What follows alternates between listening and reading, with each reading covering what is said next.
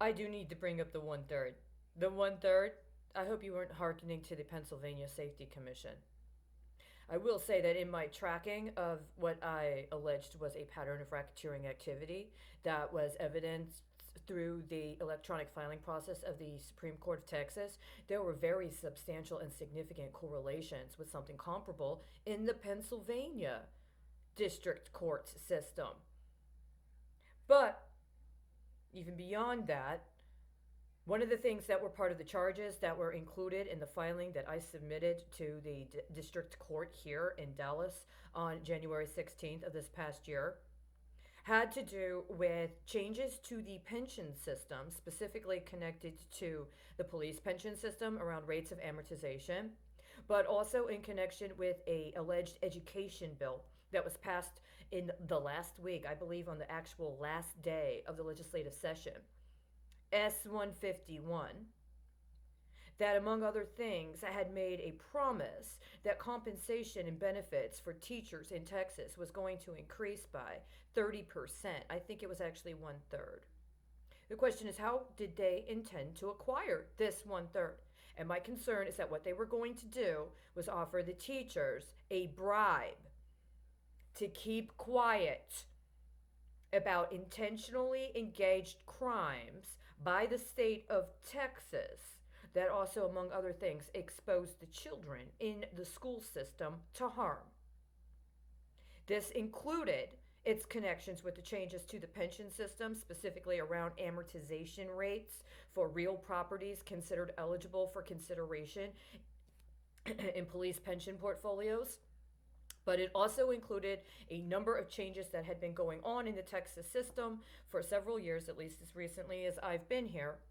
and that the one third was somehow a hearkening to implications that were also evidenced in other alleged constitutional amendments to the Constitution of the state of Texas that I allege are a violation of the Texas Constitution regarding the preclusion on the privileging of various sects over others for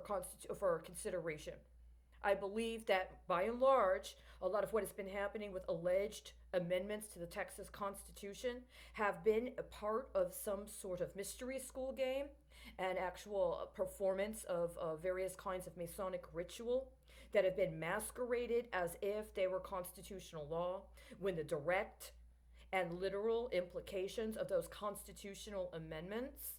are actually unconstitutional according to the Bill of Rights.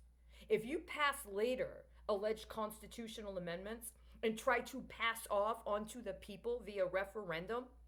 unconstitutional amendments to the Constitution that actually violate the Bill of Rights, that does not make them constitutional. What that is a failure on behalf of those that are supposed to represent the interest of the people and to represent the people to take responsibility for their role in assuring that no constitutional law is passed to violate the Bill of Rights. And unfortunately, several of the alleged constitutional amendments that have been passed in the last 3 years have done just that and have actually been explicitly contrary to the Bill of Rights. This is part of what I've been trying to address since 2017 specifically, but especially at the beginning of this year in 2020. This specific element of violating the explicit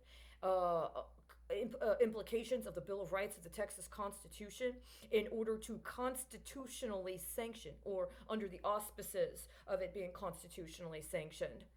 ritual performance that is a part of a select sect or society that might also abrogate other constitutional rights, including the three amendments, the three articles of the Bill of Rights that protect the right of people to worship in accordance with their faith tradition and or be able to engage to public trust without a religious test.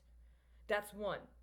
The second thing about this one third is if it has to deal with any way, shape, or form of hearkening back to the implication or the invocation of this Pennsylvania Safety Council, as if right now we are in some sort of contemporaneous situation, then you also have to acknowledge the laws that exist that are constitutional regarding addressing public safety and giving people a capacity to participate with informed consent as opposed to illegal expropriation of personal private property in efforts to intentionally defraud the public trust, as also defraud the federal government in order to bankrupt it and allow for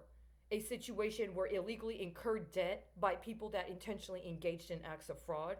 can be circulated to other people in order for them to bear the responsibility for the obligations in association with. And part of this is part of what has been going on in Texas for the last couple of years, that they've been passing off and through the public system, specifically through the public school system, and because of the way the Texas Education Code addresses the private school system, including homeschooling, which is compounded when you have things like changes to the pension code regarding amortization on people's real property. And is also compounded when you've had an intentional effort to engage in acts of fraud against the federal government under the auspices of alleged emergency assistance because of misreporting on the emergency need, ostensibly because of a natural disaster scenario, but also because of poorly planned, if not already intentionally engaged in fraud, public financing portfolios that could not or did not make their obligations and were attempting to acquire some sort of emergency assistance in order to recharacterize it and expropriate other private resources to cover the debts that they defaulted on. That has also been going on in Texas specifically in the last 3 years. And if you combine that with Texas changes to the Texas laws, starting in last September and going on to the beginning of this calendar year, that are making previously accessible public information confidential, including things like terms on settlements with political subdivisions and any sort of civil suits or any sort of suits where people are suing for redress, including terms regarding bidding on contracts without disclosing how the bidding process on contracts in the state of Texas is either connected to illegal engagement in derivatives and or fraud or misrepresentation of reporting in terms of acknowledging the personal private property contributions of people that may or may not be made available to the public trust via appropriate taxation or may have been illegally expropriated for absorption into the state government so that it can then be reapportioned through